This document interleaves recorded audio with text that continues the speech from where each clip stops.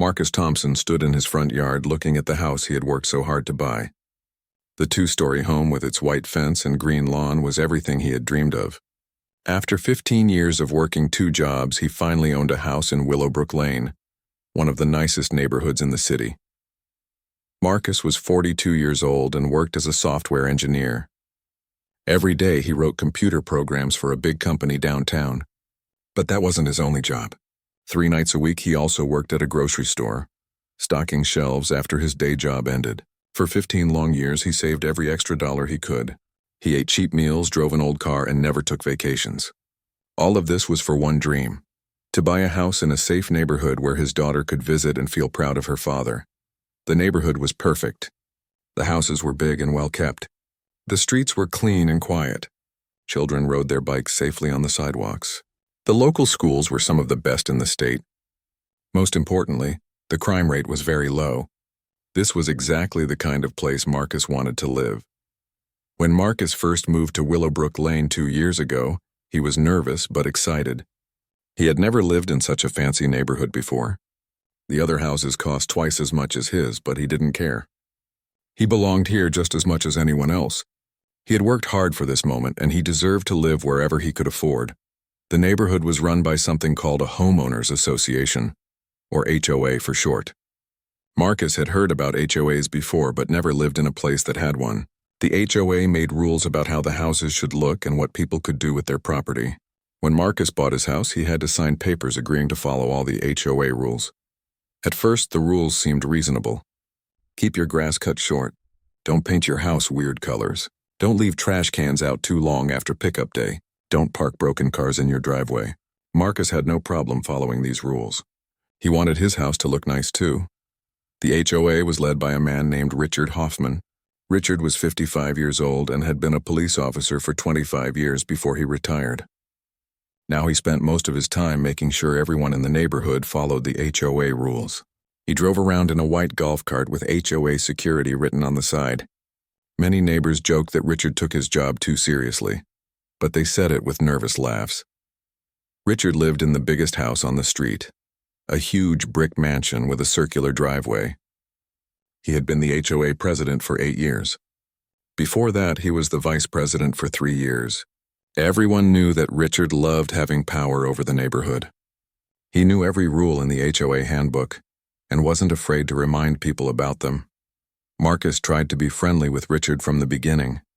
When they first met, Marcus introduced himself and shook Richard's hand. Richard seemed polite enough, but something felt cold about him. His smile didn't reach his eyes, and he looked Marcus up and down like he was studying him. "Welcome to Willowbrook Lane," Richard had said. "I hope you'll fit in well here. We have very high standards in this neighborhood." Marcus nodded and smiled. "I'm sure I will. I've worked very hard to live here." "Good," Richard replied. "Just remember that we have rules for a reason. This is a special place and we want to keep it that way." The conversation made Marcus feel uncomfortable, but he pushed the feeling away. Maybe Richard was just protective of the neighborhood.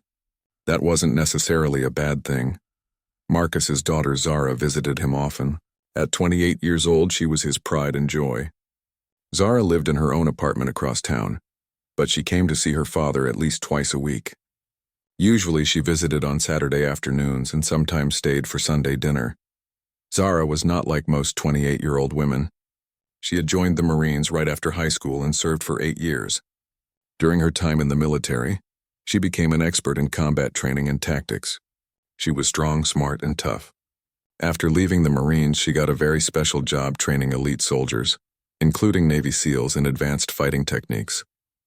Few people knew exactly what Zara did for work. Her job required high-level security clearances, so she couldn't talk about many details. What people did know was that she was respected by some of the most dangerous and skilled soldiers in the world. Navy SEALs, Army Rangers, and other special forces units came to learn from her. She taught them how to fight, how to survive, and how to complete impossible missions. But when Zara visited her father, she was just a loving daughter. She helped him with yard work, cooked meals with him, and watched movies on his couch. She wore normal clothes and acted like any other young woman spending time with her family. The only hint of her military background was the way she carried herself, straight and confident, always aware of her surroundings. Marcus loved having Zara visit. After years of working alone to afford the house, it felt good to share it with someone who mattered to him. They would sit on the back porch and talk about their weeks. Zara would tell him stories from her job that she was allowed to share. Marcus would talk about the computer programs he was writing and the funny customers he met at the grocery store. Sometimes Zara brought friends with her. A few times, some of her military colleagues stopped by when they were in town. These were serious professional people who treated Marcus with great respect. They often thanked him for raising such an amazing daughter. Marcus always felt proud during these visits. The neighborhood seemed peaceful for the first year Marcus lived there. His neighbors were polite when they saw him. Some even waved when he was working in his yard. The elderly woman next door, Mrs. Chen, often complimented him on how well he kept his lawn. The young family across the street always said hello when they were outside with their children, but Marcus started to notice small things that bothered him. Sometimes he would see Richard's golf cart parked across the street, and Richard would be watching his house. When Marcus looked back, Richard would drive away. A few times Marcus received official letters from the HOA about tiny violations. His trash can was out an hour too long, or his grass was a quarter-inch too tall. These letters annoyed Marcus, but he followed the rules more carefully. He didn't want any trouble. He had worked too hard to live here to risk problems with the HOA. He told himself that Richard was probably just doing his job, even if he was doing it a little too strictly. What Marcus didn't know was that Richard had been watching him very carefully since the day he moved in. Richard had opinions about who belonged in Willowbrook Lane and who didn't. He believed that certain types of people might bring down property values or change the character of the neighborhood. In Richard's mind, he was protecting something precious. Richard kept detailed notes about the Thompson house. He wrote down every time Zara visited, every time she brought friends, and every time they had people over for dinner. He took pictures of cars parked in Marcus's driveway and made notes about license plate numbers. In his mind, he was gathering evidence of something, though he wasn't sure what. The stage was being set for a confrontation that would change everything. Marcus just wanted to live peacefully in the house he had earned. Zara just wanted to visit her father without problems. Richard believed he was protecting his neighborhood from threats only he could see. None of them knew that their worlds were about to collide in a way that would shock everyone. The first real sign of trouble came on a Tuesday morning in March. Marcus was getting ready for work when he found an official letter from the HOA in his mailbox. The envelope was thick and formal, with violation notice printed in red letters across the front. Marcus opened the letter with shaking hands. Inside was a detailed complaint about excessive foot traffic at his property. The letter claimed that too many people were visiting his house, which might be against HOA rules about running businesses from residential properties. It demanded that Marcus explain the nature of all visits to his home within 10 days. Marcus read the letter 3 times, trying to understand what it meant. Excessive foot traffic? He had his daughter visit twice a week, and sometimes she brought a friend. Once a month, maybe 2 or 3 people came over for dinner. This was normal family activity, not a business. The letter was signed by Richard Hoffman in his role as HOA president. At the bottom, there was a note that said Marcus could face fines up to $500 if he didn't respond properly to the complaint. Marcus felt angry and confused. He had followed every rule he knew about. His grass was always cut short. His house was painted in approved colors. He never left his trash cans out too long. He kept his car clean and parked properly. What was this really about? That evening, Marcus called Zara to tell her about the letter. She listened quietly as he read it to her over the phone. "Dad, this doesn't sound right," Zara said. "People are allowed to have visitors. There's no law against your family coming to see you." "I know," Marcus replied, "but I don't want to cause trouble. Maybe I should just be more careful about how often people come over." Zara was quiet for a moment. In her military training, she had learned to recognize different types of threats and harassment. This letter sounded like intimidation to her. "Dad, don't let them push you around," she said firmly. "You have rights. You pay your HOA fees and you follow the rules. If they want to complain about normal family visits, let them try." Marcus appreciated his daughter's support, but he was still worried. He had worked so hard to live in this neighborhood. The last thing he wanted was a fight with the people who controlled it. The next weekend, Zara came to visit as usual. This time, she paid more attention to the neighborhood around her father's house. As she parked in the driveway, she noticed a white golf cart parked at the end of the street. A man was sitting in it and he seemed to be watching her. Zara had been trained to notice when she was being watched. In her job training military personnel, situational awareness was one of the first things she taught. Someone observing her from a distance was something she would always spot. She decided to test her suspicion. Instead of going straight into the house, she walked slowly to the mailbox and back. The man in the golf cart continued to watch her. When she finally went inside, she looked out the window and saw him writing something down on a notepad. "Dad, there's a man in a golf cart watching the house," she told Marcus. Marcus looked out the window and sighed. "That's Richard Hoffman, the HOA president. He's been doing that more often lately." Zara felt a chill of recognition. She had dealt with people like Richard before. People who used small amounts of power to control and intimidate others. In the military, she had seen officers who acted the same way, bullying people because they thought they could get away with it. "How long has this been going on?" she asked. "A few months," Marcus admitted. "At first, I thought he was just patrolling the neighborhood for security, but now I think he's specifically watching our house." Zara's military instincts kicked in. "Dad, this is harassment. Normal HOA business doesn't involve spying on people from golf carts." That afternoon, while Marcus was inside cooking lunch, Zara decided to do a little reconnaissance of her own. She walked around the neighborhood, introducing herself to other residents as Marcus's daughter. She wanted to know if other people were being watched and harassed the same way.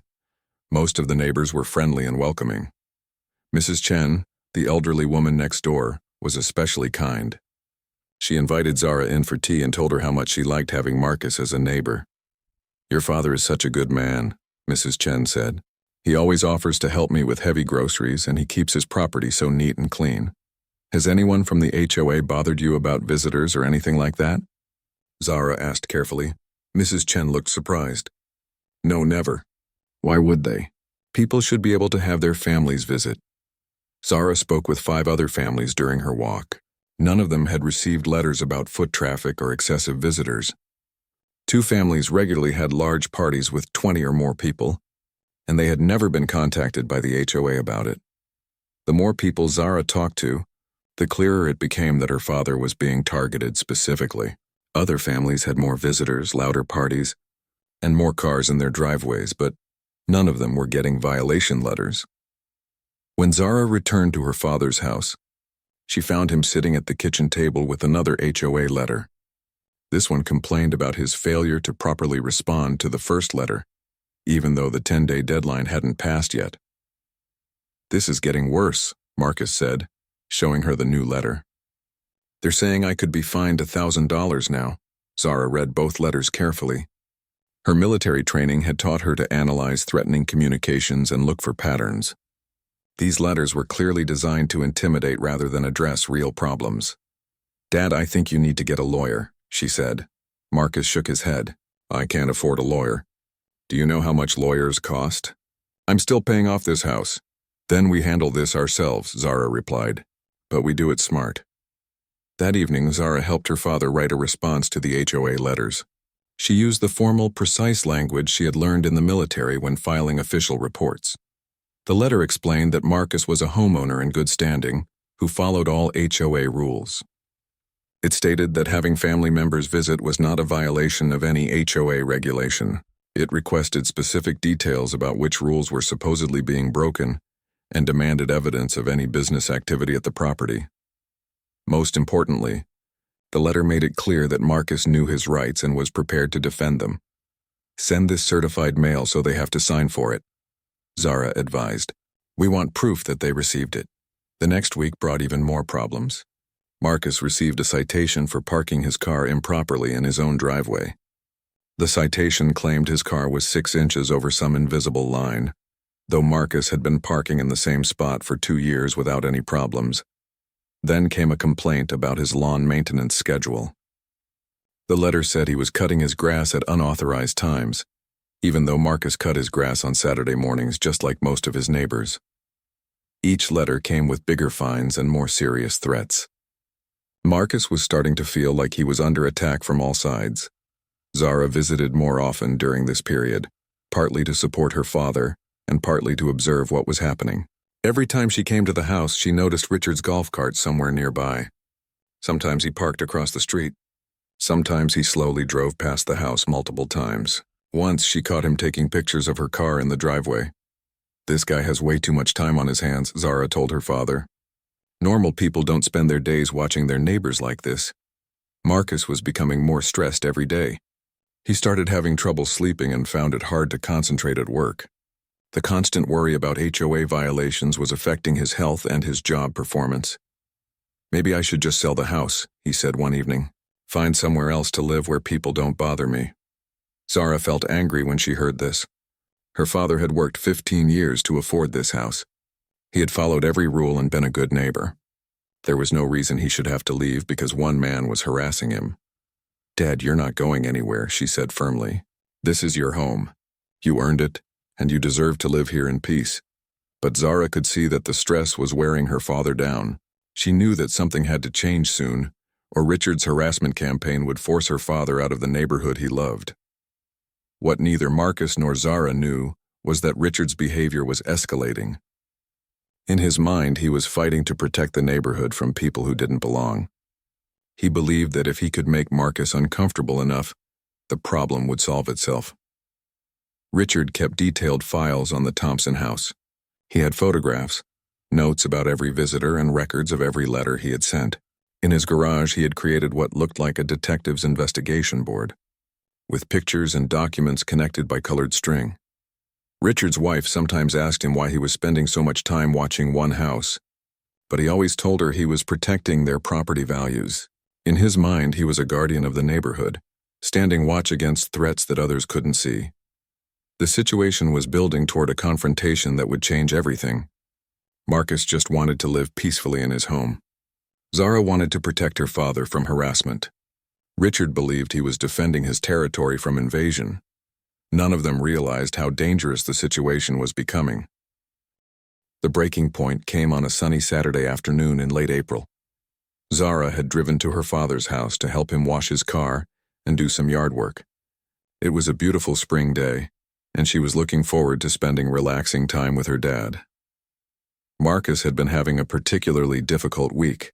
He received 2 more HOA violation letters, one claiming his mailbox was the wrong color, and another saying his garden hose was stored improperly. The letters were becoming more frequent and the complaints more ridiculous. Marcus felt like he was being watched every moment of every day. "I'm starting to feel like a prisoner in my own home," Marcus told Zara as they pulled his car into the driveway. "I'm afraid to do anything outside because I know he's watching." Zara looked around the neighborhood and immediately spotted Richard's white golf cart parked at the corner, about 50 yards away. Even from that distance, she could see Richard sitting in the cart with what looked like a notepad and a camera. "Well, today we're going to act like normal people," Zara said firmly. "We're going to wash your car, work in the yard, and enjoy the sunshine. If he wants to watch, let him watch." They set up everything they needed in the driveway. Marcus brought out the garden hose while Zara got the car soap, sponges, and towels from the garage. The car was only slightly dirty, but washing it together was something they both enjoyed. It reminded Marcus of when Zara was a little girl and used to help him clean his old pickup truck. As they started working, Zara noticed several neighbors outside doing their own yard work and weekend activities. Mrs. Chen was watering her flower garden. The Johnson family across the street was playing basketball in their driveway. 2 houses down, someone was having a barbecue with about 15 people in their backyard. "Look around, Dad," Zara said, gesturing to the busy neighborhood. "Everyone else is living their normal lives. There's nothing wrong with what we're doing." They had been washing the car for about 20 minutes when Zara noticed the white golf cart slowly moving closer. Richard was no longer parked at the corner. Now he was driving slowly down the street, stopping occasionally to look at different houses but always returning his attention to the Thompson property. "He's really not even trying to hide it anymore," Zara observed. "This is blatant harassment." Marcus looked over at the golf cart and felt his stomach tighten with anxiety. "Maybe we should go inside," he suggested. "Absolutely not," Zara replied. "We have every right to be in our own driveway." 10 minutes later, the golf cart pulled up to the edge of their property. Richard sat in the cart for a moment, seeming to work up the courage for something. Then he climbed out and walked directly toward them. Richard was a big man, about 6 feet tall and probably 250 pounds. He had the confident walk of someone used to being obeyed. His face was red, either from the sun or from anger, and he was carrying a clipboard and a camera. "Excuse me," Richard called out in a loud, official-sounding voice. "I need to speak with you." Marcus straightened up from where he was scrubbing the car's bumper. His hands were wet and soapy, and he felt suddenly nervous. Zara continued washing the car but paid close attention to what was happening. "Good afternoon, Mr. Hoffman," Marcus said politely. "What can I help you with?" Richard ignored Marcus and turned his attention to Zara. "Ma'am, I'm going to need to see some identification." Zara looked up from the car with surprise. "Excuse me?" "Identification," Richard repeated more loudly this time. "I need to know who you are and why you're here." Marcus stepped forward. "Mr. Hoffman, this is my daughter Zara. She's visiting me, which is perfectly normal." Richard turned back to Marcus with an annoyed expression. "Mr. Thompson, we've discussed the excessive foot traffic at your property. I have documented evidence that this person has been here multiple times this month." "Yes," Marcus replied, trying to stay calm. "She visits me because she's my daughter. There's nothing excessive about that." "That's what you claim," Richard said, pulling out his notepad. "But I have reason to believe there's commercial activity happening at this address." Zara put down her sponge and stood up to her full height. At 5 feet 8 inches tall and in excellent physical condition, she was an imposing figure even in casual clothes and sneakers. She looked directly at Richard with the steady gaze she used when dealing with difficult military personnel. "What kind of commercial activity do you think is happening?" she asked in a calm, controlled voice. Richard seemed taken aback by her direct question and confident manner. Most people in the neighborhood were intimidated by his authority and his connection to law enforcement. This woman was clearly not intimidated at all. "That's what I'm trying to determine," Richard said, recovering his composure. "I need to see identification to verify who you are and why you're here so frequently." "No," Zara replied simply. The word hung in the air between them. Richard's face became even redder. "What did you say?" he demanded. "I said no," Zara repeated. "I don't have to show you identification. You're not a police officer and this is private property. I'm visiting my father, which is legal and normal." By now, the confrontation was loud enough to attract attention from other neighbors. Mrs. Chen had stopped watering her flowers and was watching from her yard. The Johnson family had paused their basketball game. Several people from the barbecue had come to the edge of their property to see what was happening. Richard realized he had an audience, which seemed to make him even more determined to assert his authority. "Ma'am, I am the president of this homeowners association and the head of neighborhood security. I have the authority to investigate violations of our community standards." "What violation?" Zara asked. "Washing a car?" "Visiting family?" "Which community standard says people can't have their daughters visit them?" Richard pulled out a thick folder from his clipboard. "I have documented 17 separate incidents of excessive activity at this property in the past 2 months. Cars parked in the driveway at unusual hours. People coming and going at all times of day. Suspected business meetings." Marcus felt his anger building. "Mr. Hoffman, those are lies. My daughter visits me on weekends, usually for a few hours. Sometimes she brings a friend. Once a month, we might have 3 or 4 people over for dinner. That's not a business. That's a family." "So you admit to having regular gatherings," Richard said, writing something on his notepad. "Groups of people coming to your property on a scheduled basis." Zara could see that Richard was trying to twist everything her father said into evidence of wrongdoing. This was a classic intimidation tactic used by bullies in positions of power. "Are you seriously trying to say that having dinner with friends is against HOA rules?" she asked. "It could be," Richard replied, "depending on the nature and frequency of these gatherings." "Then why hasn't anyone else in the neighborhood been cited for having barbecues and parties?" Zara gestured toward the house 2 doors down, where the large barbecue was still in progress. "They have 20 people over there right now." Richard glanced at the barbecue, then back at Zara. "That's different." "How is it different?" Zara pressed. Richard seemed to struggle for an answer. "The Hendersons are established residents. They've been here for 12 years. So new residents have fewer rights than old residents?" Zara asked. More neighbors had gathered to watch the confrontation. Some were pretending to work in their yards while listening. Others were openly staring. A few had pulled out their phones and appeared to be recording. Richard noticed the growing crowd and seemed to realize that the conversation wasn't going the way he had planned. Instead of backing down, he became more aggressive. "Ma'am, I don't know who you think you are, but this is a respectable neighborhood with high standards," he said, his voice rising. "We don't tolerate people who think they can ignore our rules and do whatever they want." "What rules are being ignored?" Zara asked again. Richard waved his folder in the air. "All of this is documented. The excessive traffic, the commercial activity, the failure to maintain community standards." Marcus had heard enough. "Mr. Hoffman, you've been harassing me for months with these ridiculous complaints. My daughter washing my car is not commercial activity. My family visiting me is not excessive traffic. I follow every legitimate rule in the HOA handbook. You think you know better than the people who've been protecting this neighborhood for years?" Richard demanded, stepping closer to Marcus. The movement brought Richard within 3 feet of both Marcus and Zara. Zara's military training automatically assessed this as a potential threat situation. Richard was bigger than both of them. He was agitated and getting more aggressive, and he was now close enough to pose a physical danger. Zara positioned herself slightly between Richard and her father, a movement so subtle that most people wouldn't notice it. But to someone trained in recognizing defensive positioning, her intent was clear. "I think people have the right to live peacefully in their own homes," Marcus replied, his voice shaking slightly with emotion. "I think families should be able to visit each other without being spied on and harassed." Richard's face was now deep red with anger. The respectful conversation had turned into a public confrontation, and he was losing control of the situation in front of the entire neighborhood. "You want to talk about rights?" Richard shouted. The tension in the air was so thick that everyone could feel it. After Richard's comment about "you people," the nature of the conflict had become crystal clear to everyone watching. This wasn't really about HOA rules or excessive foot traffic. This was about something much darker and more personal. Marcus stood frozen, still holding a wet sponge in his hand.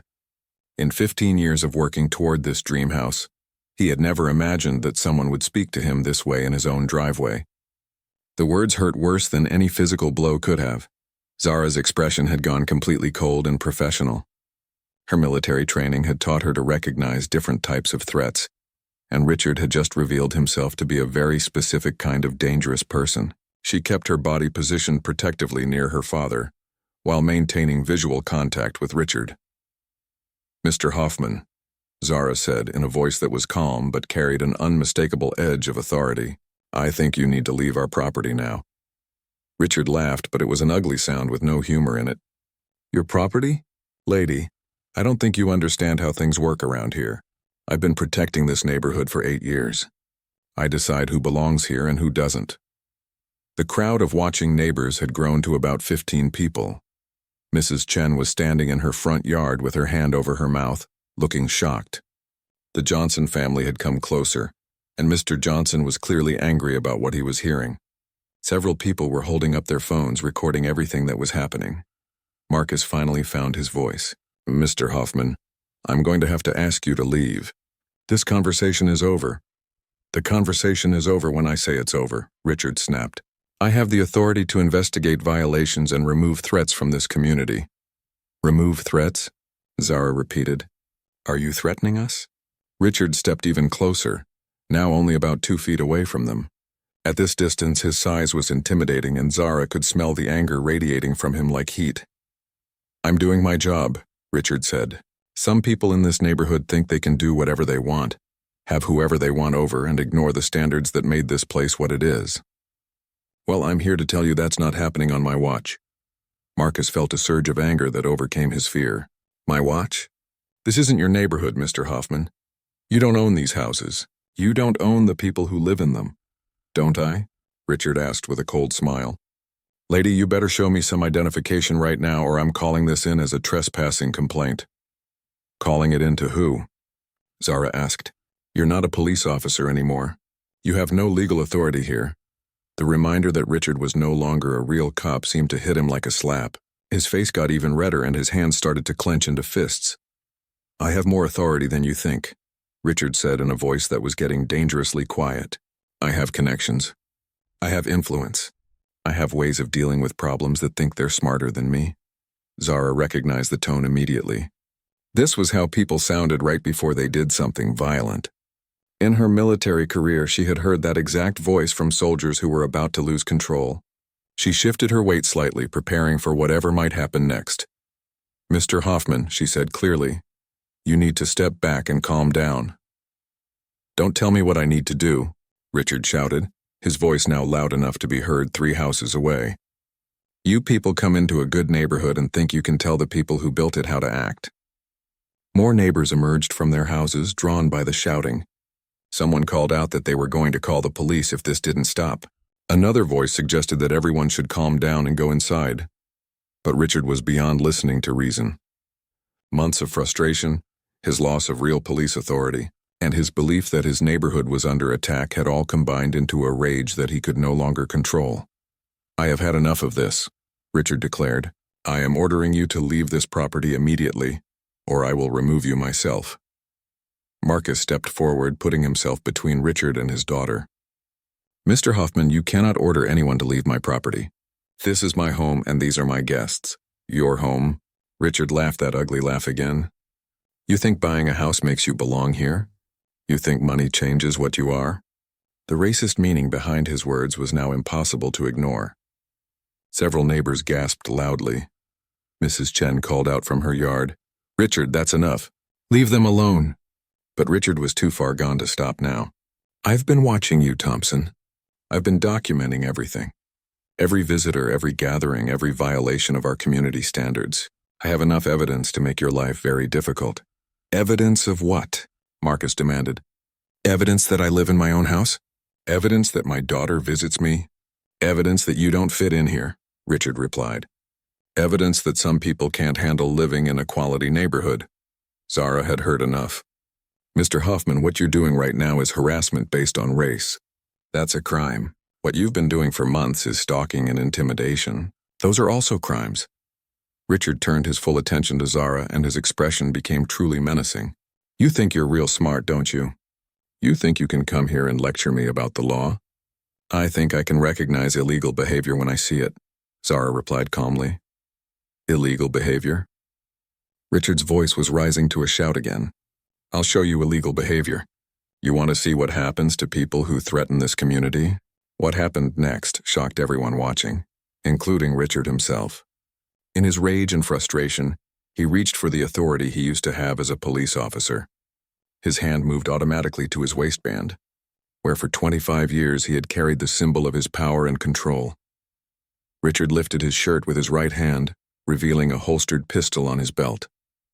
His left hand moved to rest on the grip of the weapon in a gesture that was unmistakable to everyone watching. "Maybe now you'll understand that I'm serious about protecting this neighborhood," Richard said in a voice that was suddenly calm and cold. The effect was immediate and dramatic. Several neighbors screamed. Mrs. Chen ran toward her house. The Johnson family grabbed their children and moved quickly away from the confrontation.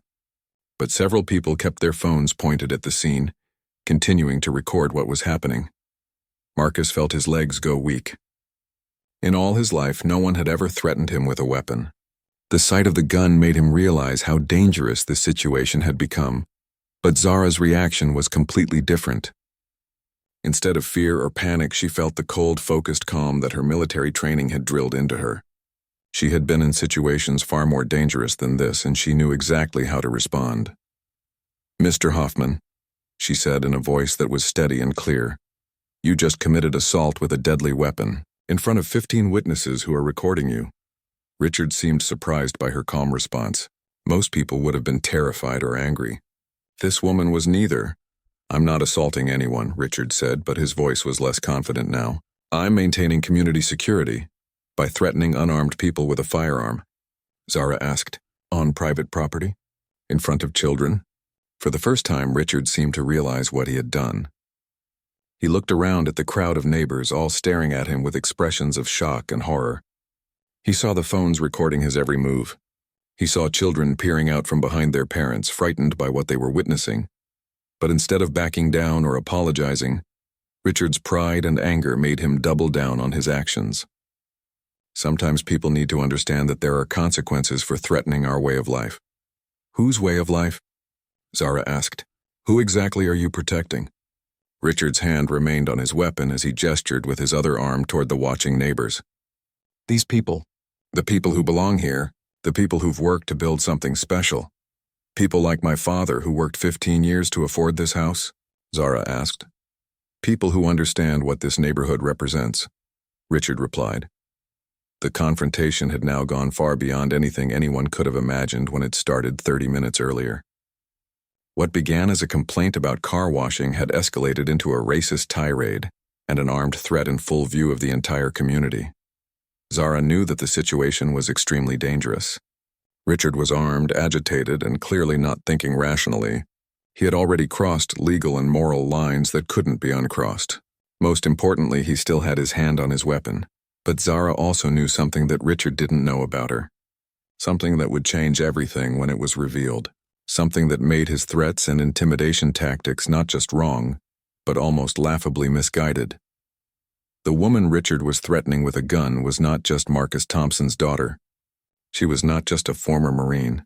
She was someone whose job it was to train the most elite soldiers in the United States military. She was someone who taught Navy SEALs how to handle situations exactly like this one. And she was about to show Richard Hoffman exactly what kind of person he had chosen to threaten. The moment Richard revealed his weapon, everything changed for Zara. Her years of military training kicked in automatically, and she began to see the situation through the eyes of a combat instructor rather than just a concerned daughter. Richard still had his hand on his gun, thinking that the sight of the weapon would make Zara and Marcus back down and submit to his authority. He had used this intimidation tactic before during his police career, and it had always worked. People saw the gun and immediately became cooperative, but Zara didn't react the way Richard expected. Instead of fear or submission, she displayed a calm confidence that seemed to come from somewhere deep inside her. She stood perfectly still, but her posture and expression had changed completely. She looked like someone who was used to being in dangerous situations. "Mr. Hoffman," Zara said in a voice that carried absolute authority, "I need you to listen to me very carefully. What you just did is called assault with a deadly weapon. It's a felony in this state, punishable by up to 10 years in prison." Richard was taken aback by her knowledge of the law and her calm delivery. "I didn't assault anyone. I didn't even draw the weapon." "You don't have to draw the weapon," Zara explained, her voice remaining steady. "Showing the weapon and placing your hand on it while making threats is sufficient for the charge. The 15 people recording this encounter just witnessed you commit a serious crime." Richard looked around at the neighbors again, suddenly aware that every phone camera was pointed directly at him. His confidence began to waver as he realized the legal trouble he might be in. "I'm providing community security," Richard said, but his voice was less certain now. "No," Zara replied firmly. "You're committing assault against unarmed civilians on private property. There's a very important difference." Something in Zara's tone made Richard pause. She didn't sound like a frightened woman or an angry daughter. She sounded like someone who had dealt with armed threats before, someone who understood weapons and dangerous situations. "Who are you?" Richard asked, for the first time looking uncertain. Zara stood a little straighter, and when she spoke, her voice carried the unmistakable authority of someone used to being obeyed by trained soldiers. "My name is Zara Thompson. I'm a former United States Marine with 8 years of active duty service. I currently work as a specialized combat instructor for elite military units, including Navy SEALs, Army Rangers, and other special operations forces." The effect of her words was immediate and dramatic. Richard's eyes widened and his hand moved slightly away from his weapon. Several neighbors who were close enough to hear began whispering to each other, and the word Navy SEALs could be heard repeated through the crowd. "I teach the most elite soldiers in our military how to handle exactly this type of situation," Zara continued. "How to assess threats, how to respond to armed confrontation, and how to neutralize dangerous individuals who threaten civilians." Richard's face went pale. He was beginning to understand that he had made a serious mistake in choosing to threaten this particular woman. "Right now," Zara said, her voice still calm but carrying a new edge, "I'm analyzing your position, your weapon placement, your distance from potential cover, and your escape routes. It's what I do for a living." Richard took a step backward, finally realizing that he was no longer the one controlling this situation. "I'm also noting that you're approximately 6 feet 2 inches tall, probably 250 pounds, right-handed based on your weapon placement, and showing signs of high stress and poor decision-making. Zara continued. Your hand is shaking slightly, which suggests you're not as comfortable with confrontation as you pretend to be. Marcus listened to his daughter with amazement. He had never heard her speak this way before. This wasn't the young woman who visited him for Sunday dinner. This was a highly trained military professional taking control of a dangerous situation. Furthermore, Zara said, I can see that your weapon is a standard police-issue service pistol, probably a Glock 22, which suggests you kept your service weapon after retirement. The holster is worn and positioned for right-hand cross-draw, which is slower than other positions and indicates you probably haven't had recent tactical training. Richard's mouth fell open. Everything she said was exactly correct. His weapon was indeed a Glock 22 and he had kept it from his police days. The holster was positioned exactly as she described, and he hadn't been to the shooting range in over 2 years. How do you? Richard began, but Zara cut him off. Because I train people who are much better armed and much better trained than you to handle situations much more dangerous than this, she said. Navy SEALs carry weapons that make yours look like a toy, and they face enemies who are trying to kill them. You're threatening unarmed civilians in a suburban driveway. The crowd of neighbors was growing larger as word spread through the neighborhood about what was happening. Some people were calling out suggestions that someone should call the police. Others were shouting at Richard to put his weapon away and leave. But Zara wasn't finished. She had identified Richard as a specific type of threat, a bully with just enough power to be dangerous, but not enough training or discipline to use that power responsibly. Mr. Hoffman, I want you to think very carefully about what happens next, she said. Right now, you're facing assault charges based on what these witnesses have recorded. If you make any threatening moves with that weapon, you'll be facing attempted murder charges. Richard was now visibly sweating. The situation had spiraled completely out of his control, and he was facing a woman who clearly knew much more about weapons and tactics than he did. I'm not threatening anyone, Richard said weakly. Yes, you are, Zara replied. You showed a weapon during a verbal argument and placed your hand on it while making threatening statements. In my professional assessment, you pose a clear and present danger to civilian safety. Marcus watched his daughter with pride and amazement. She had completely turned the tables on Richard without raising her voice or making a single threatening gesture. She had used nothing but knowledge, confidence, and professional authority. Now, Zara continued, I'm going to give you some advice from someone who trains military professionals for a living. Remove your hand from that weapon immediately. Step back at least 10 feet and wait for police to arrive. Police? Richard asked nervously. Yes, police, Zara confirmed. Because what you've done here today is a serious crime and it needs to be reported. As a former Marine and a current military contractor, I'm actually required to report threats involving weapons.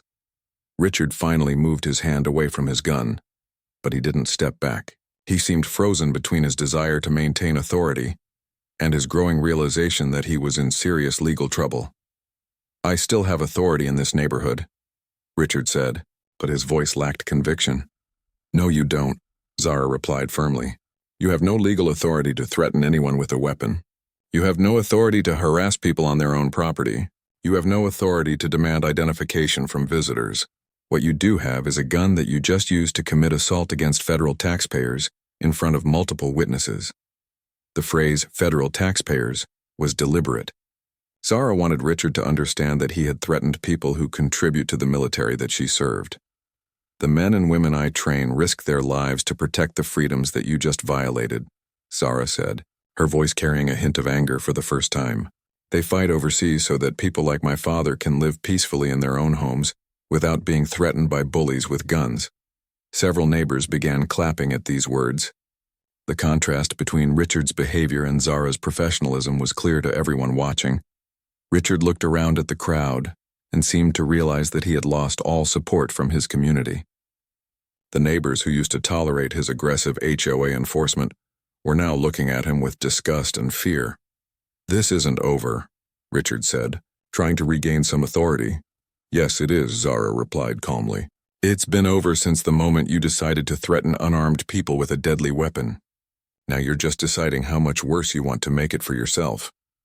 In the distance, the sound of sirens could be heard approaching.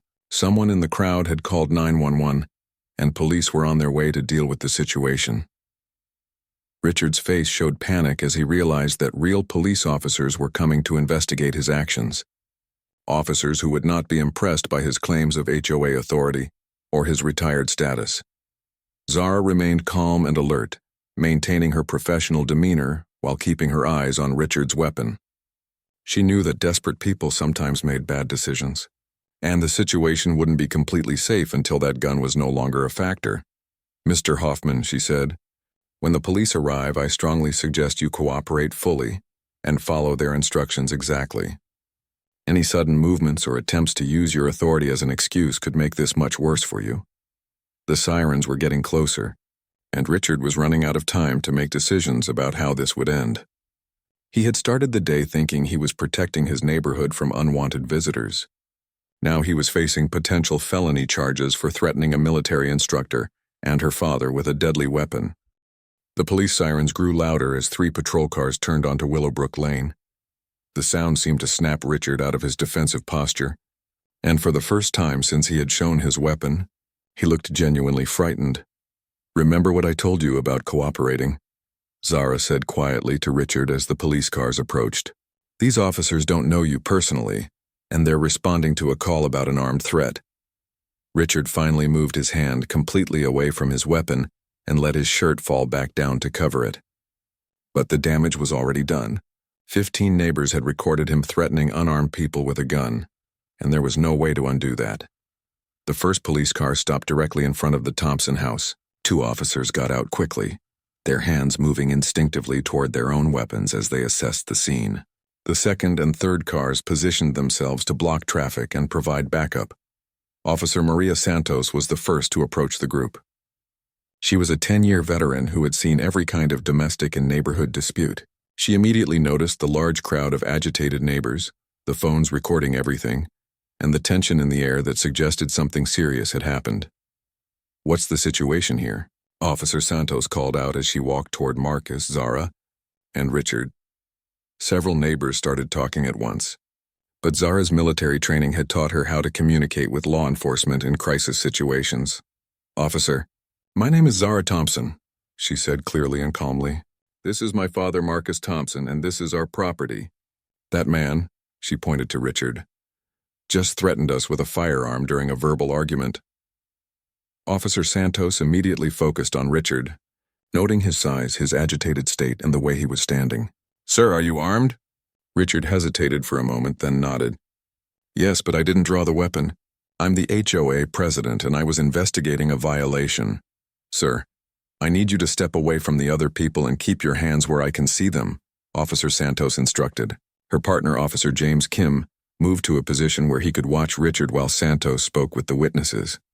"Ma'am," Officer Santos said to Zara, "can you tell me exactly what happened?" Zara's military background had taught her to give clear, factual reports under pressure. "My father and I were washing his car in our driveway when Mr. Hoffman approached us and demanded that I show identification. When we refused and asked him to leave our property, he became verbally aggressive and made racist comments. The argument escalated until he lifted his shirt to show a holstered weapon and placed his hand on the grip while making threatening statements." Officer Santos nodded, taking notes. "Did he draw the weapon or point it at anyone?" "No, but he clearly displayed it as a threat while stating that he would remove us from the property," Zara replied. Multiple neighbors witnessed and recorded the entire incident. Officer Kim called out from where he was standing with Richard. "Maria, he's got a Glock in a hip holster. He says he's retired police." This information made Officer Santos look more closely at Richard. Retired police officers were supposed to know better than to threaten civilians with weapons, which made his behavior even more concerning. "Sir," Officer Santos called to Richard, "I need you to slowly remove your weapon and place it on the ground." "Officer, I'm a retired police officer," Richard called back. "I have a concealed carry permit." "That doesn't give you the right to threaten people," Officer Santos replied firmly. "Remove the weapon now." Richard reluctantly followed the instruction, carefully removing his gun and placing it on the pavement. Officer Kim immediately secured the weapon while keeping Richard at a safe distance. Mrs. Chen approached Officer Santos with her phone in her hand.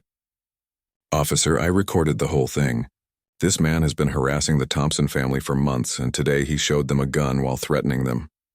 I have video too, called out Mr. Johnson from across the street.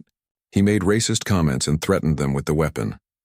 Officer Santos realized that this was not a simple neighborhood dispute. Multiple witnesses with video evidence of an armed threat meant that serious charges were likely to be filed. Ma'am, Officer Santos said to Zara, you mentioned you have military experience. Can you give me some background? I'm a former Marine with 8 years of active duty, Zara replied. I currently work as a specialized combat instructor for elite military units, including Navy SEALs. I have security clearances that require me to report threats involving weapons. Officer Santos raised her eyebrows. She had not expected to find a Navy SEAL instructor in the middle of a suburban HOA dispute. So you're qualified to assess whether someone poses a threat with a weapon? Officer Santos asked. Yes, ma'am, Zara confirmed. In my professional opinion, Mr. Hoffman displayed his weapon as an intimidation tactic during a verbal argument. He placed his hand on the grip while making threatening statements about removing us from the property. This constitutes assault with a deadly weapon under state law. Officer Kim had been talking with Richard and gathering his version of the story. He walked over to join his partner. Maria, he admits to showing the weapon, Officer Kim reported. He claims he was trying to maintain order as the HOA president, but he acknowledges placing his hand on the gun during the argument. Officer Santos nodded. Any history of complaints about him? I should mention, Marcus spoke up for the first time since the police arrived. He's been harassing us for months with false HOA violations. I have a folder full of citation letters about ridiculous complaints. Like what? Officer Santos asked. Marcus went into the house and returned with the thick folder of HOA letters. Excessive foot traffic for having my daughter visit. Improper car parking in my own driveway. Cutting grass at unauthorized times. Taking pictures of my property without permission. Officer Santos flipped through the letters, noting the frequency and increasingly petty nature of the complaints. This looks like a pattern of harassment. That's what I tried to tell him, Marcus said. But every time I asked him to stop, he got more aggressive. By now, word had spread through the entire neighborhood about what was happening. More neighbors had gathered, and several were approaching the officers with offers to provide witness statements. Officers, called out Mrs. Chen, I need to tell you something important. My security camera recorded everything. The whole argument, including when he showed the gun. This was the evidence that would make the case clear-cut. Video footage from a security camera would be much better than cell phone recordings from neighbors. Officer Santos looked at the crowd of witnesses, the folder of harassment documentation, and the serious expressions on her fellow officers' faces. This was clearly more than a simple neighborhood dispute. Ma'am, Officer Santos said to Zara, given your military background and professional expertise, would you be willing to provide a formal statement about the threat assessment? Absolutely, Zara replied. In my professional opinion as someone who trains military personnel in weapons and tactics, Mr. Hoffman's actions constituted a clear threat. He used the display of a firearm to intimidate unarmed civilians during a verbal argument. This is exactly the kind of behavior we train our soldiers to recognize as a potential precursor to violence. The weight of Zara's professional credentials was not lost on the officers. Having a respected military instructor as the victim of an armed threat made this case much more serious than a typical neighborhood dispute. Officer Kim approached Richard, who was now standing with his hands clasped behind his back, looking like he finally understood the gravity of his situation. Sir, based on the witness statements and video evidence, you're under arrest for assault with a deadly weapon, Officer Kim announced. What? Richard exclaimed. I never attacked anyone. I was doing my job as HOA president. Displaying a weapon while making threats is assault, sir, Officer Kim explained as he began placing handcuffs on Richard. The HOA doesn't give you authority to threaten people with firearms. As Richard was being arrested, more neighbors came forward with their own stories about his behavior. It became clear that the Thompson family wasn't his only target, though they had received the worst treatment. He's been getting more and more aggressive over the past year, reported one neighbor. We all started avoiding him because he was so confrontational about every little thing. I saw him taking pictures of the Thompson house multiple times, said another. I thought it was weird, but I didn't want to get involved. Officer Santos realized that this case had the potential to expose a much larger pattern of harassment and discrimination. The fact that a respected military instructor had been threatened would likely attract attention from prosecutors and possibly federal investigators. "Ms. Thompson," Officer Santos said to Zara, "I want you to know that we take threats against military personnel very seriously." "This case will be thoroughly investigated," Zara nodded. "Thank you, officer. I just want my father to be able to live peacefully in his own home." As Richard was placed in the back of a patrol car, the crowd of neighbors began to disperse.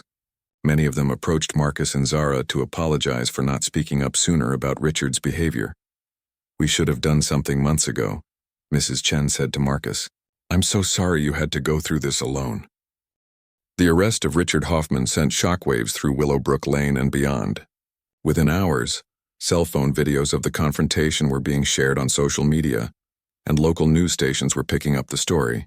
The headline, "Former Police Officer Threatens Navy SEAL Trainer with Gun Over HOA Dispute," captured attention across the region.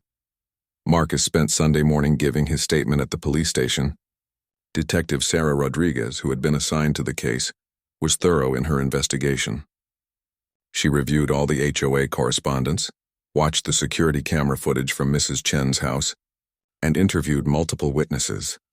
"Mr. Thompson," Detective Rodriguez said, "what we have here is a clear pattern of harassment that escalated to criminal assault.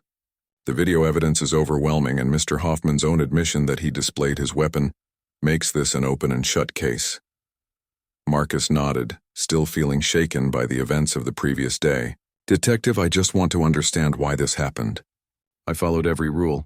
I was a good neighbor. Why did he target me?"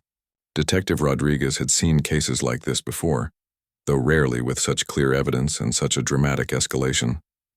"Mr. Thompson, based on the witness statements and the content of those HOA letters, it appears that Mr. Hoffman was engaging in discriminatory harassment. The racist comments that multiple witnesses heard yesterday suggest this was motivated by bias. This meant that federal hate crime charges could be added to the state assault charges.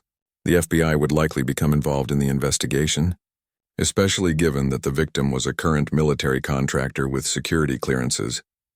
Meanwhile, Zara was dealing with the professional implications of the incident. As someone who held high-level security clearances, she was required to report any threats involving weapons to her military contacts. On Sunday afternoon, she made the necessary phone calls to her superiors.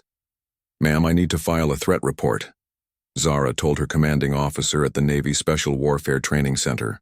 "A civilian threatened me with a firearm yesterday during a personal dispute.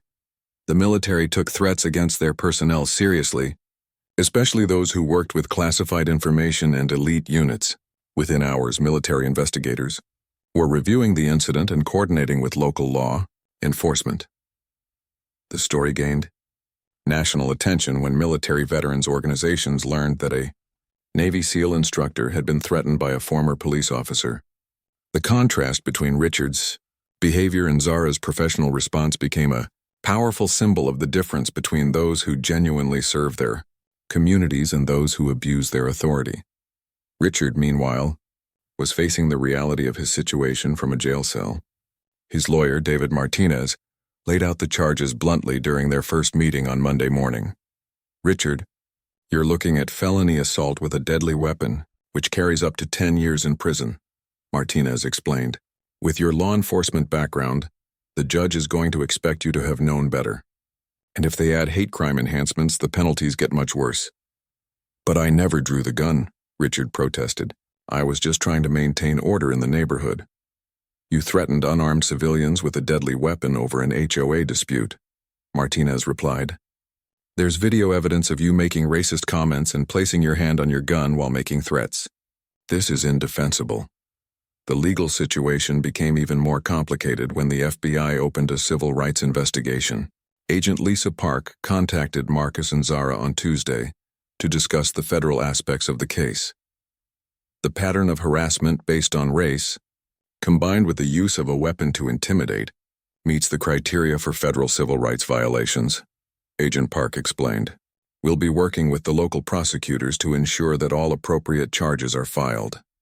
The HOA board, meanwhile, was in crisis mode. The other board members had been unaware of the extent of Richard's harassment campaign, and they were horrified to learn what had been happening in their name. "We had no idea Richard was sending those letters or taking those pictures," board member Jennifer Walsh told reporters. "The board never authorized any of that behavior. We're conducting our own investigation to determine how this was allowed to happen." The legal implications for the HOA itself were severe. Marcus's lawyer, Robert Chen, Mrs. Chen's son, who had offered to represent him pro bono, explained that the organization could face significant liability for Richard's actions. The HOA could be liable for the harassment if it can be shown that they knew or should have known about Richard's behavior, Chen explained. The pattern of violation letters and complaints suggests that other board members might have been aware that something inappropriate was happening. By Wednesday, Richard's situation had deteriorated further. The local district attorney, Patricia Williams, announced that her office would prosecute the case aggressively.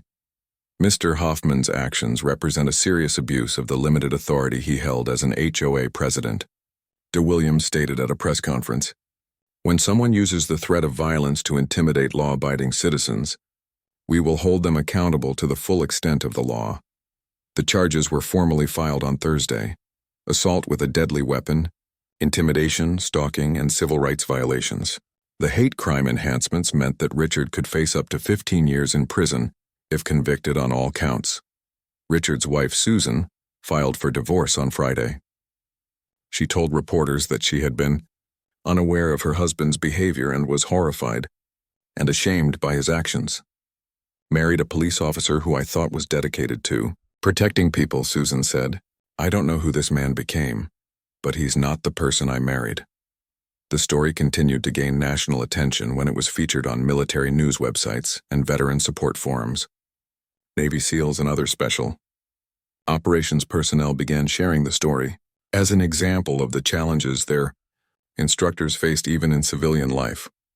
Particularly powerful response came from Admiral James Patterson, who oversaw the Navy's special warfare training programs. In a public statement, he praised Zara's professionalism and restraint. "Ms. Thompson demonstrated exactly the kind of tactical awareness and de-escalation skills that we want our personnel to learn," Admiral Patterson said. "She faced an armed threat with calmness and professionalism, protecting herself and her father while avoiding unnecessary violence. This is the standard we expect from those who train our most elite warriors." The publicity around the case began to affect Richard's legal options.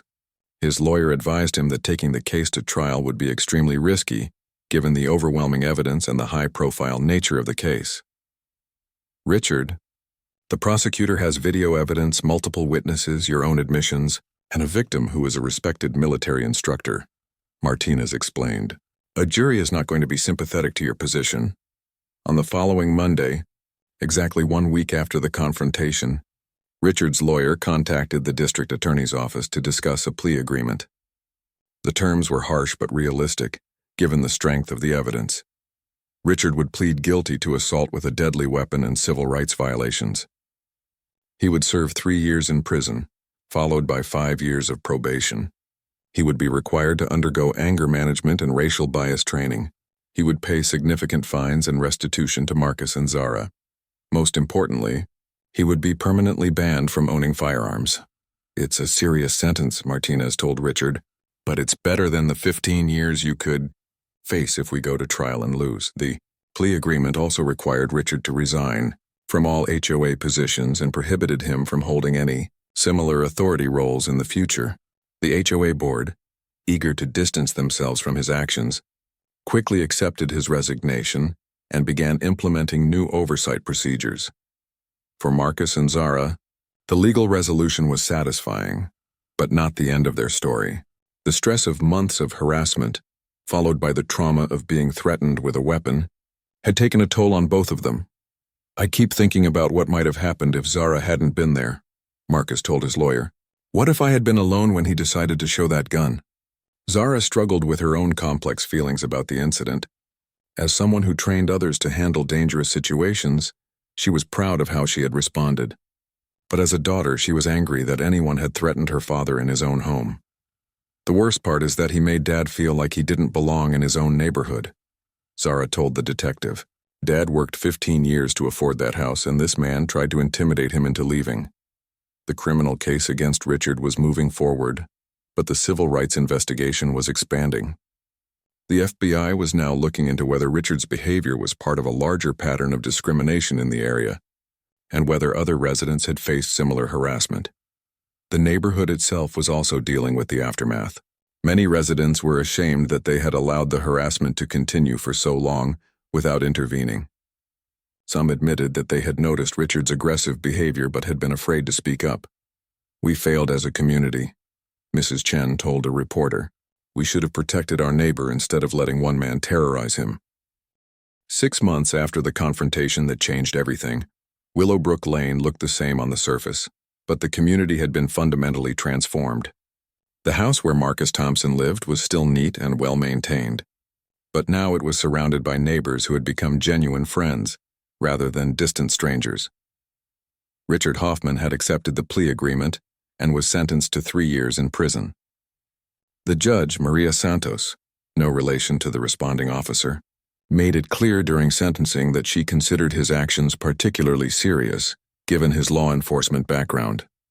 "Mr. Hoffman, you swore an oath to protect and serve the community," Judge Santos said at the sentencing hearing. "Instead, you used intimidation and threats to harass a law-abiding citizen and his family. Your behavior represents everything that law enforcement should stand against." Richard showed no emotion as he was led away in handcuffs. His lawyer had advised him that any display of anger or defiance would only make things worse for him. His life as he had known it was over.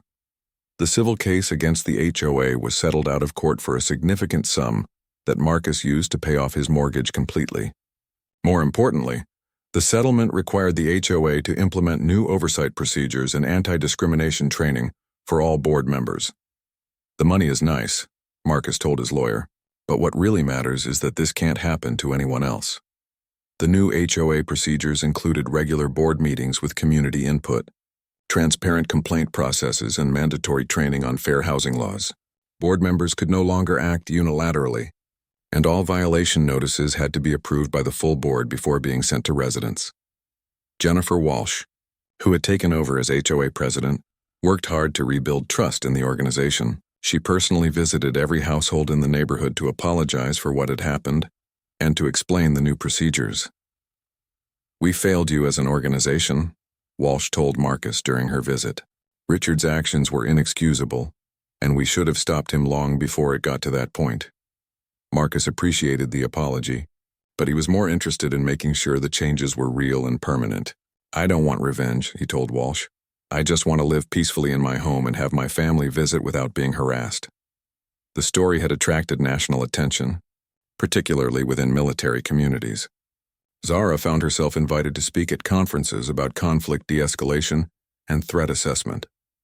Her handling of the situation had become a case study in military training programs across the country. "The most important thing I learned from this experience," Zara told audiences, "is that the skills we teach our military personnel are just as valuable in civilian life. Staying calm under pressure, assessing threats accurately, and using the minimum force necessary to resolve a situation. These principles work whether you're facing enemy, combatants, or neighborhood bullies." The Navy officially recognized Zara's professionalism during the incident with a commendation for her exemplary conduct while under threat.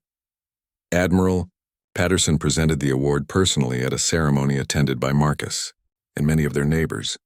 Ms. Thompson demonstrated the highest ideals of military service even while off-duty. Admiral Patterson said during the ceremony, "She protected civilian lives, de-escalated a dangerous situation, and maintained her composure under extreme pressure. This is exactly the kind of person we want training our most elite warriors." The recognition meant a great deal to Zara, but she was more proud of the changes that had occurred in the neighborhood. The incident had forced the community to confront uncomfortable truths about discrimination and harassment, leading to genuine improvements in how neighbors treated each other. Mrs. Chen had become one of the most vocal advocates for community change. She organized regular neighborhood gatherings and made sure that new residents felt welcomed, rather than scrutinized. "We learned that staying silent when we see injustice makes us part of the problem," Mrs. Chen explained to a reporter writing a follow-up story. Now we speak up when we see anyone being treated unfairly. The Johnson family had started a neighborhood watch program that focused on actual safety concerns rather than monitoring who visited whom. The program brought residents together for positive reasons and created genuine community connections. Before this happened, I barely knew my neighbors, Mr. Johnson admitted. Now we look out for each other the right way, helping with groceries, watching each other's houses during vacations, that kind of thing. Marcus's relationship with his neighbors had improved dramatically. People who had previously just waved politely now stopped to have real conversations. His expertise in computer programming had made him popular with neighbors who needed help with their technology, and he found himself invited to community events and holiday gatherings. It's ironic, Marcus told Zara one evening as they sat on his back porch. Richard tried to make me feel like I didn't belong here, but now I feel more connected to this community than I ever did before. Zara visited her father even more frequently now, partly because she enjoyed the welcoming atmosphere, but also because she wanted to make sure he felt safe and supported. The neighbors had made it clear that she was always welcome, and several had apologized for not speaking up sooner about Richard's behavior. The incident had also led to broader changes in HOA regulations across the state. The legislature passed new laws requiring HOA board training and establishing clearer procedures for addressing discrimination complaints. The Thompson Act, as it became known, was designed to prevent other communities from experiencing similar problems. Richard's case had become a cautionary tale in law enforcement training programs. Police academies now use the incident as an example of how retired officers could abuse their former authority and the importance of remembering that civilian life required different approaches than police work. Richard Hoffman forgot that being a police officer was a job, not an identity, explained Dr. Michelle Roberts, a criminal justice professor who studied the case. When he retired, he should have left that authority behind, but instead he tried to recreate it in a civilian context with tragic results. The security camera footage from Mrs. Chen's house had been viewed millions of times online, often accompanied by analysis from military and law enforcement experts praising Zara's response. Many comments focused on the contrast between her calm professionalism and Richard's angry aggression. You can see the difference between someone who actually knows how to handle dangerous situations and someone who just thinks they do, wrote one retired Navy SEAL in response to the video. Real professionals don't need to threaten people to get respect. For Zara, the most meaningful outcome was seeing her father regain his sense of security and belonging. The stress and anxiety that had built up over months of harassment gradually faded as Marcus realized that his community actually supported him. I was ready to sell the house and move somewhere else, Marcus admitted during a neighborhood barbecue 6 months after the incident. I felt like I was under siege in my own home. Now I can't imagine living anywhere else. The annual HOA meeting that fall was dramatically different from previous years. Instead of Richard's aggressive enforcement reports, the meeting focused on community building and mutual support. Residents shared ideas for improving the neighborhood and making sure everyone felt welcome. "This is what a real community looks like," Jennifer Walsh said during her president's report. "We take care of each other, we respect each other's rights, and we stand up for our neighbors when they need support." The meeting concluded with a presentation about the new anti-discrimination policies and a moment of recognition for the neighbors who had spoken up during the confrontation. Mrs. Chen was particularly honored for providing the security camera footage that had been crucial to the case. Marcus stood up during the open comments period to address his neighbors directly. "I want to thank everyone who supported my family during this difficult time," he said. "What happened with Richard was terrible, but the way this community came together afterward showed me the true character of the people who live here." The applause that followed was long and heartfelt. Several neighbors wiped away tears as they realized how close they had come to losing a valuable member of their community. As winter approached, the neighborhood settled into its new normal. The white golf cart that had once been a symbol of harassment and intimidation was replaced by neighbors, walking their dogs and children riding bikes safely on the sidewalks. Zara continued her work training elite military personnel, but she now included lessons from the Willowbrook Lane incident in her curriculum. She taught soldiers that the principles of de-escalation and threat assessment were just as important in civilian life as they were in combat. Violence should always be the last resort, she would tell her students. Whether you're facing enemy fighters or difficult neighbors, your first goal should be to resolve the situation safely and peacefully. The case had also attracted attention from academic researchers studying discrimination and community conflict. Several universities were using the incident as a case study in sociology and criminal justice courses, examining how bias and abuse of authority could escalate to criminal behavior.